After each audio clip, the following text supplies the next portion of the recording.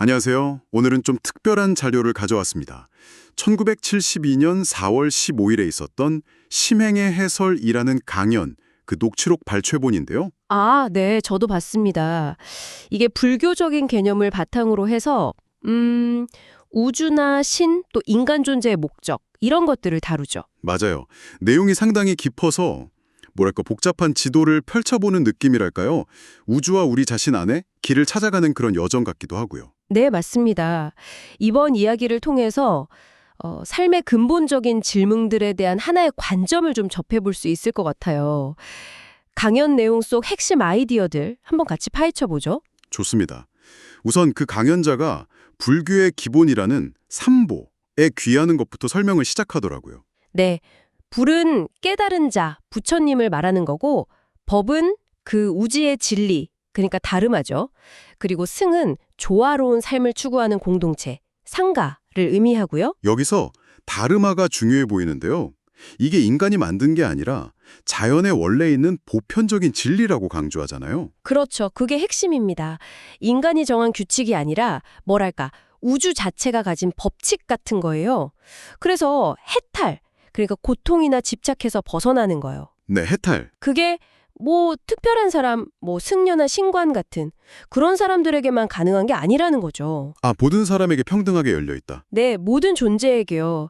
마치 신의 자비나 빛이 지위나 부에 상관없이 누구에게나 평등하게 비추는 것처럼 이 다르마나 해탈의 가능성도 모두에게 열려 있다는 그런 관점입니다. 와, 그 관점 흥미롭네요.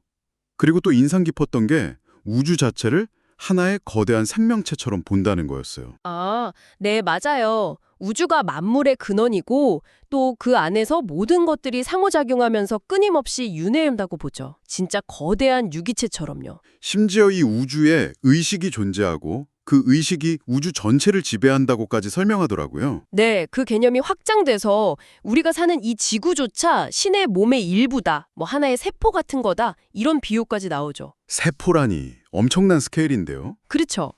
결국 모든 만물이 서로 연결되어 있고 상호관계, 끊임없이 변화하고 순환한다, 윤회, 이런 이야기예요. 더 나아가서 인간의 뇌세포가 한 200억 개쯤 된다는데 네, 그렇죠. 기억이나 의식의 주체는 그 세포 자체가 아니라고 주장해요.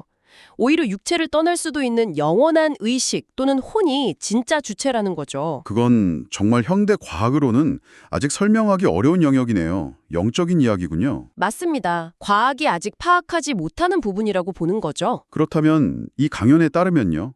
우리는 왜 이 지구라는 곳에 강연자는 이걸 수행소라고 표현하던데 왜 여기 태어난 걸까요? 우리가 넓고 둥근 마음, 그러니까 편견 없고 포용력 있는 마음을 만들고 배우기 위해서래요. 그리고 삶에 피할 수 없는 고통들 있잖아요. 생로병사. 네, 생로병사. 그걸 통해서 배우고 영혼을 성장시키려고 온다는 거죠. 영혼의 성장을 위해서요? 네. 그리고 더 흥미로운 건 우리가 태어나기 전에 자신의 환경, 뭐 부모님이나 이런 조건들을 스스로 선택한다는 거예요. 그런데요? 태어나는 그 순간 그 기억을 싹 잊어버린다고 하죠. 헉, 스스로 선택해놓고 있는다니 이거 정말 아이러니한데요. 그럼 지금 우리가 처한 환경이나 뭐 지위, 재산 이런 건 사실 별로 안 중요한 건가요? 영적인 성장에서는? 바로 그겁니다. 그게 부차적이라는 거예요. 중요한 건 외부 조건이 어떻든 간에 그 상황 속에서 어떤 마음으로 살아가느냐는 거죠. 마음가짐이군요. 네.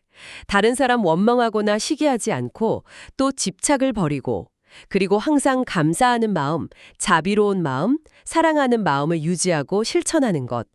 이게 바로 심행, 마음의 수행이라고 말하는 겁니다. 모든 것이 연결되어 있다는 이야기도 계속 나오죠. 태양, 물, 공기, 식물, 심지어 우리가 내쉬는 이산화탄소까지 전부 다 서로 영향을 주고받는 거대한 시스템처럼요. 맞아요.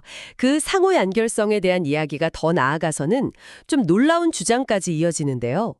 지구 자체에도 의식이 있어서 그 위에 사는 인간들의 마음 상태, 특히 서로 미워하고 싸우는 그런 불화가 심해지면 네. 그게 자연재해, 즉 천재로 나타날 수도 있다는 거예요. 인간의 마음 상태가 자연현상에까지 영향을 미친다. 상당히 파격적인데요. 그렇죠.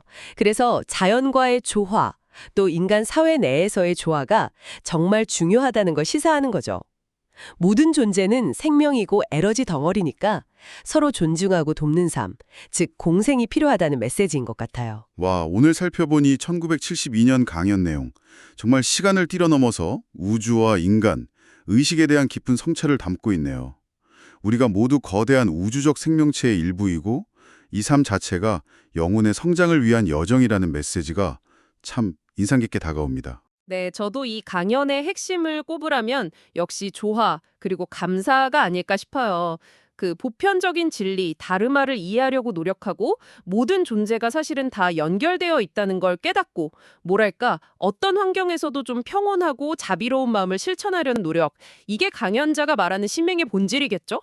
오늘 이 이야기들을 들으시면서 여러분의 일상 속에서는 이런 우주적인 연결성이나 영혼의 수행이라는 관점을 어떻게 발견하고 적용해 볼 수 있을지 잠시 생각해 보시는 것도 좋지 않을까요? 네, 분명 의미 있는 시간이 될 것 같습니다. 저희는 다음 시간에 더 흥미로운 탐구 내용으로 다시 찾아뵙겠습니다.